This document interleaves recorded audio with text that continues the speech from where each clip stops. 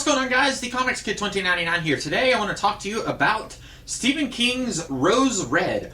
This is a 3.5-hour miniseries that aired in 2001, I think, and it's very bizarre. And I should say I have kind of a love-hate relationship with Stephen King. When I was a sophomore in high school, our English class went to the school library and listened to a presentation about horror in literature by one of the school librarians. And then at the end of the presentation, she asked a question. I don't remember what the question was, but the answer was H.P. Lovecraft. I answered the question and I got a free copy of Eyes of the Dragon. And growing up, my mom had a lot of Stephen King books, but I never read any of them. I always thought, that's too old for me, that's too scary. I had watched It, the miniseries, when I was in middle school, so this would have been before I got Eyes of the Dragon, and I remember being absolutely terrified by that when I was a kid. But then I read through several Stephen King books for the next roughly 2 years. In the sophomore through senior years of high school, I read all 7 Dark Tower books, Salem's Lot,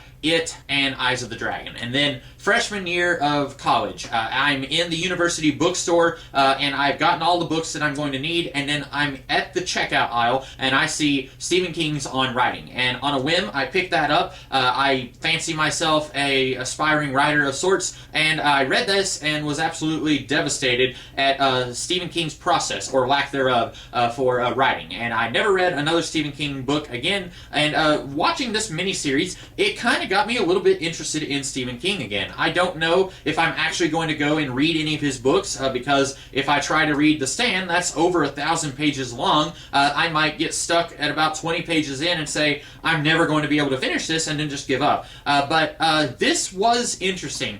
In some ways, it reminds me a lot of some of the other Stephen King stuff that I'm familiar with, even stuff that I haven't really read but am aware of, and in some ways, it kind of broke new ground. This is not set in Maine. It does not feature a writer as the protagonist. And some people, I've heard some people say every Stephen King story that he writes is set in Derry, Maine. That's not true. If you do any research at all, you will find that's not true. But if you said that it's a story about a writer fighting some evil demonic entity in Maine, that would describe like 80% of the stories that Stephen King has written. So I was a little surprised to see this is set in Seattle, on the other end of the coast, and it does not have a writer, but Nancy Travis, who I know from the movie So I Married an Axe Murderer. She is a psychology professor obsessed with haunted houses, specifically this one house called Rose Red. And she is trying to gather a group of low-level psychics to go into this house and see if there is any lingering psychic phenomena in this house. And she is very obsessed to the point of it nearly endangers the lives of some of these other people, because she gathers them all together and says this house is a dead cell. And what that basically means is at one time it was a hotbed of psychic phenomena, but now it is not anymore. But at the same time, she says she wants to get in there and record even a trace of psychic ability to prove that she's right, because she is going on about how psychic stuff is real, and the dean of her department is trying to get her to mess up. I'm not really sure what his deal is. He's played by David Dukes, who was in American Werewolf in London, I think. That's a movie I have not seen, but this was one of his last roles, if not his last role. I believe he died of a heart attack during the filming of this, but his character is kind of weird because he sends a reporter into her classroom while she's teaching about psychic phenomena, and the reporter asks, hey, is it true that you're going to investigate this mansion Rose Red? And then she basically says, I have not made an official report to the university to explore Rose Red on university time, or something like that. And she even calls out the dean. She says, he's up there watching right now, you can ask him. And then he comes to her, the dean comes to her later, and he's kind of making fun of her, and then he sends this photojournalist or reporter, he carries his own camera, so I'm not sure if he's actually a reporter, if he's just a photographer. He sends him to another building where Nancy Travis has gathered all of these psychics so that she can explain the history of Rose Red. And then he gets a picture of them and puts it in the front paper, and it's meant to humiliate her, but she's already going to investigate this house. She's already going to do it. She's put in a request to borrow all this university equipment. She requested it from someone else in the department, and then she's going to go with all these people. She's not doing it as an extension of the university. She's doing it on her own. She's funding it all on her own, but for some reason, the dean of the university does not want her to do this. And then after she goes into the university, or it goes to, wow, after she is on her way to the house, this dean of the university, for some reason, wants to further humiliate her for some reason. I'm really not sure what his game is, because he's already told her that her tenure is revoked and she's going to quit, and she had like a cut on her hand, so she like smears blood all over his face. So he's already won. I don't know why he wants to further humiliate her or what he feels like he has to gain from that, but he sends the reporter into the house, and then the house ends up eating up the reporter. I don't know if it's figurative. We don't really get to see or hear what happens to the reporter. He looks up, he screams, but we don't see what it is that gets him. But then Nancy Travis and her boyfriend, who is the last living member of the family that owns this house, they, along with all the psychics, they end up going into the house. And everything I've described just now is like the first hour of this 3-hour miniseries. And I should also mention there's some other actors here you'll probably remember. If you ever saw the Halloween Town movies, the first 2 Halloween Town movies, the main character from those, the oldest daughter from those movies, she is in this. And she plays an autistic girl who is like the most powerful psychic in this world.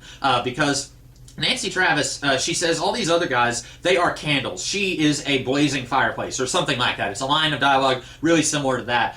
She says, I need her on this expedition. But she is autistic to the point where she can barely communicate with other people. And so her older sister, who I don't remember her name, Melanie something, she is in the TV show 2.5 Men. She was the one who was stalking Charlie Sheen's character and weird and creepy in that show. She is the older sister here. And she says that the only way that her younger sister is going to go on this expedition is if she gets to go to kind of watch after her and protect her. She doesn't really do a whole lot on the mission. She doesn't do much to protect her sister. She's just there. But there are a lot of characters that you have to keep up with. You've got the dean of the university, the photographer who works for him, one of the psychics, his mom, is in it a little bit. And then you've also got flashback stuff that shows little bits and pieces of the family that own this house in the early 20th century. There's at least 3 main characters involved with all of that. And then you have Nancy Travis, her boyfriend who owns the house. And then you've got Emily Deschanel. She is one of the psychics. You've got the guy, I don't remember the actor's name, but he played Sawyer's dad in Lost. And then you have this other guy. You got this other woman. You got this guy who, he played the Warlock in the movie Warlock. I called him Diet Sting because he has a little bit of a British accent, a lot of a British accent, and he looks a lot like Sting from the Police. So he's there. And then I'm trying to think if there's anyone else. I feel like that might be it, although maybe I'm forgetting some characters. That's the thing, is that there are a lot of characters that you're having to juggle here, and I think this would have worked better if it had come out a good 10, 15 years later. It could have been a really good Netflix original series. With 13 episodes, you could really explore all of the characters here and all their different psychic abilities and how they differ from each other, and you could explore some of the history of this house and of this world. But as such, there is a lot of stuff being crammed into a 3-hour miniseries. And some of these characters, I think you could pretty easily get rid of, and it wouldn't affect the story that much. Emily Deschanel's character doesn't really do a whole lot here. She has a crush on Nancy Travis's boyfriend, and at one point Nancy Travis says, let's use the buddy system while we're in the house, and then she says, oh yeah, that's a good idea. I wouldn't mind sleeping in the same room as your boyfriend, you know, if just throwing that out there. It's really funny and also really weird, but she is, spoilers, one of the first ones to die. She doesn't offer a whole lot in the story. There are a few characters like that who I feel like if you removed them, the story wouldn't change that much. One of them, his name is Emery. He reminds me a lot of the character of Harold from The Stand. I haven't read The Stand, but I have seen the miniseries, and he kind of reminds me of that, and I've done some reading. Apparently Harold in the book The Stand was also a little bit overweight at the beginning. This guy is overweight. He's a jerk. He's kind of the element of malcontent in this group, a lot like Harold is. He doesn't quite end up on the same path that Harold does, but then again, The Stand is like over 1,000 pages long, and I feel like if this was in book form, it wouldn't quite be that long, so it doesn't have as much room to play around with character trajectory. stories. But he kind of reminds me of Harold, like I said, but also there's a little bit of Eddie Kaspbrak in it. He had a very overbearing mother. This guy has a very overbearing mother, and she is one of the ones who kind of gets involved in the story a little bit towards the end. She comes to the house looking for her son later, and I think you could have probably taken her out of the story, and it wouldn't have affected everything very much, but maybe just a little bit. But the thing is, I enjoyed this. It was in some ways kind of surprising how different it was from a lot of other Stephen King things, but then you have characters and situations that are kind of similar to other Stephen King things. Like I said, the character of Emery kind of reminded me of Harold Laudner, I don't remember, from The Stand. You also have and I was reading up on various characters in the Stephen King multiverse. You have the story Desperation, which was written by Richard Bachman. Long story short, Stephen King wanted to see if he could cut it as a writer if his name was not on a book. He wasn't sure if people were interested in his stories or if they were interested in something else by Stephen King. So he created the alias Richard Bachman. I think he only did 4 stories under the Bachman name, and then someone figured out that he was not who he said he was. Somehow they figured out who it was, but in one of the stories, Desperation, I think that's a Bachman book, basically this evil entity has possessed this autistic boy and has taken over this small town, and then someone else in the town, spoilers for Desperation by the way, someone else in town finds out that the boy is responsible for this, and they go and kill the boy. We have a similar situation here where the house will not allow any of them to leave because the little autistic girl is awake. But when she passed out at one point earlier in the movie, everyone could have gotten out, but they didn't know what was going on at that point. And so Emery, he suggests, why don't we knock her out and then we can all get out of here? And of course everyone is saying, no, you're not going to touch this little girl. Similar situation there with Desperation. Also, Hearts in Atlantis, which was a collection of short stories, and at least one of those stories was adapted into a movie with Anthony Hopkins. The Anthony Hopkins character in that, Ted Brodigan. The only reason I know that name is because he appeared in the last Dark Tower book. But that character was telepathic, and we find out in the Dark Tower series he is a facilitator, which basically means he strengthens everyone else's psychic abilities. And while I don't know this for sure, I feel like Diet Sting might be a facilitator. At one point, most of the psychics are all drinking together at the bar, and he says he does a little bit of this and a little bit of that. All the others go into a little bit of detail about what their psychic abilities are.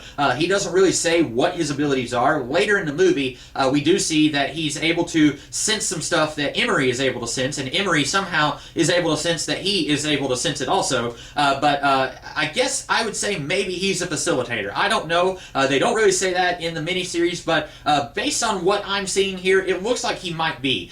Because Nancy Travis, she keeps saying, the house is a dead cell. Don't worry, it's not going to be dangerous. And then as soon as they get in, the doors slam, and she is smiling ear to ear, and she records herself saying it's a psychic draft that closed the door. And then later, everyone else starts calling her out, saying like, you knew this would be dangerous, and you told us that this wouldn't be that dangerous. And I'm wondering if part of it is this guy being a psychic facilitator, maybe he is strengthening everyone else's psychic abilities and also strengthening the menace of the house. Maybe the house was dangerous, but it's much more dangerous with this facilitator making everything worse. That's just me reading into it. I've been looking into a lot of Stephen King stuff lately after I watched this, so I was thinking maybe there's a connection there. But anyway, that's about all that I have to say about Rose Red. I enjoyed it. I think it was pretty good. Of this 3.5 hours, I think you probably could have trimmed a couple of characters. You probably could have trimmed about 30 minutes from it, and you still would have had basically the same story without really losing anything at all. But I enjoyed this. I hope you guys will give this a shot if you are kind of interested in Stephen King.